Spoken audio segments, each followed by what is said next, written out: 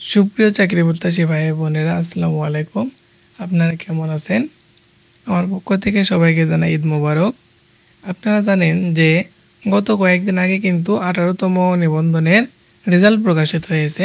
আর 18তম নিবন্ধনের রেজাল্ট প্রকাশিত হওয়ার পরপরই কিন্তু 19তম শিক্ষক নিবন্ধনের সার্কুলার নিয়ে কথা হচ্ছে। সবার ধারণা ছিল যে 19তম শিক্ষক নিবন্ধন এই জুন মাসে কিন্তু প্রকাশিত হবে।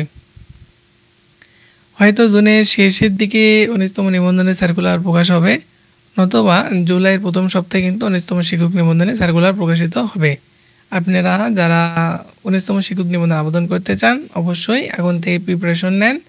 আর এবারও কিন্তু আপনারা এইচএসসি পাসেই 19তম শিক্ষক নিবন্ধনে অ্যাপ্লাই করতে পারবেন ইবতেদায়ী মাদ্রাসা বা ইবতেদায়ী স্কুল পর্যায় 2-তে।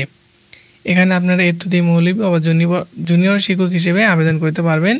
আর এবার কিন্তু এনটিআরসি কর্তৃপক্ষ শিক্ষক নিবন্ধন পরীক্ষা কিছুটা হলে পরিবর্তন আনবে। তার অনেক জল্পনা কল্পনা চলছে।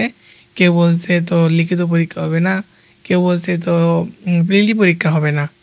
তো যাই হোক না কেন, কিছু একটা পরিবর্তন হবে। আপনারা সব কিছুর জন্য প্রস্তুত থাকুন আর ভালো করে পড়তে থাকুন। ধন্যবাদ সবাইকে।